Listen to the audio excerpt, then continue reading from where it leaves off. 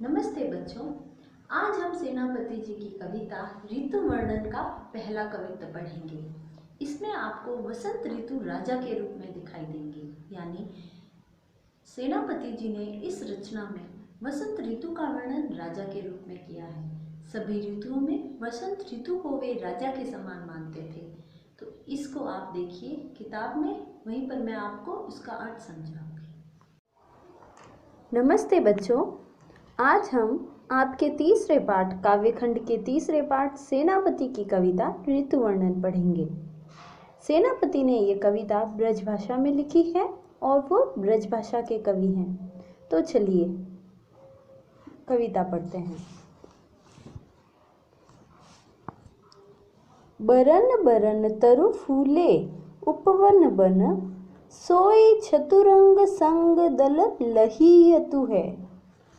बंदी जिमी बोलत बिरद बीर कोकिल है, गुंजत मधुप गान गुन गहियतु है। आवे आस पास पुहपन की सुबास सोई, सोने के सुगंध माज सने रहियतु है।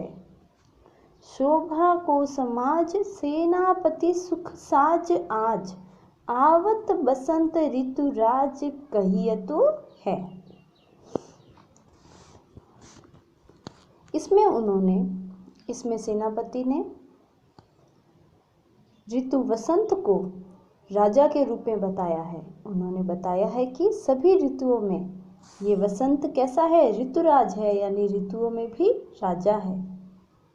इसकी सुंदरता का वर्णन करते हुए वो कहते हैं कि बरन बरन, बरन यानी विभिन्न विभिन्न प्रकार के तरु यानी पेड़, फूल, उपवन और वन यानी वसंत ऋतु में अलग अलग तरह के फूल उपवन तैयार होते हैं। बहुत सारे फूल, जो उपमा होती है वसंत ऋतु की, वह अपने आप में अनुपम है। सोई चतुरंग संग दल लहियतु है। जिस प्रकार राजा 4 सेनाएं लेकर जाते हैं, उसी प्रकार ऋतु भी, अपने वसंत ऋतु भी 4 सेनाएं लेकर आई है। देखो, राजा 4 सेनाएं कौन सी लेकर जाते हैं? एक तो हाथी दल, घोड़ा दल, पैदल जो सैनिक होते हैं वो, और गज दल। तो यहाँ पर भी उनके 4 दल हैं। ऋतुराज की वसंत ऋतु के भी 4 दल है और वो दल लहियतु नानी लेकर आए हैं। बंदी जिमी बोलत बिरद वीर कोकिल है।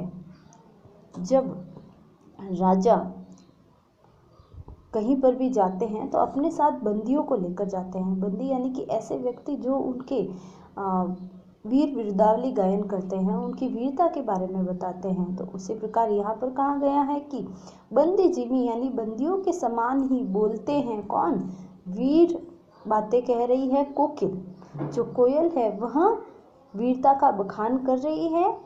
किसका? वसंत रूपी राजा का। जिस प्रकार राजा की वीरता का बखान बंदीजन करते हैं, उसी प्रकार कोकिल भी उसकी वीरता का बखान कर रही है। गुंजत मधुप गान गुण गहियतु है। और जो मधुप है वो भी क्या कर रहे हैं? गुणगान गा रही है वसंत रूपी राजा का। आवे आस पास पुहपन की सुबास सोई। और उनके आसपास पुष्पों की, पुहपन यानी पुष्पों की सुगंध आ रही है। सोने की सुगंध माज सने रहियतु है। इस सुगंध के साथ स्वर्ण की भी जैसे सुगंध आ रही है। यानी चारों तरफ जो पुष्प खिले हैं उनकी अलग अलग सुगंधें आ रही हैं। शोभा को समाज सेनापति सुख साज आज। सेनापति कहते हैं कि समाज बहुत ही शोभायमान हो रहा है, बहुत ही सुंदर लग रहा है। सेनापति कहते हैं कि इस सुख साज का वर्णन आज कर रहा हूँ। आवत बसंत ऋतुराज कहियतु है। ऐसा लग रहा है कि ऋतुराज, ये बसंत ऋतु राजा के रूप में आ रही है। अब इसके कुछ नवीन शब्द हैं, वो मैं आपको समझा देती हूँ। जैसे बरन बरन, बरन बरन यानी विभिन्न प्रकार के उपवन बगीचे। चतुरंग यानी कि चारों अंग। इन चारों अंगों में किसका समावेश है? पैदल, रथ, हाथी और घोड़े। जिमी यानी जैसे, बंदियों के जैसे बोल रहे हैं। ये बंदी राजाओं के पास होते थे जो ज़्यादातर चारण और भाट जाति के होते थे। पुष्पन यानी पुष्प। आगे सने, सने यानी लिप्त।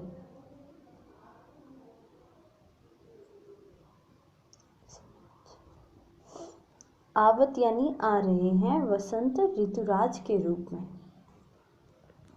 ठीक है, यहाँ पर आपका ये पहला पद समाप्त होता है। धन्यवाद।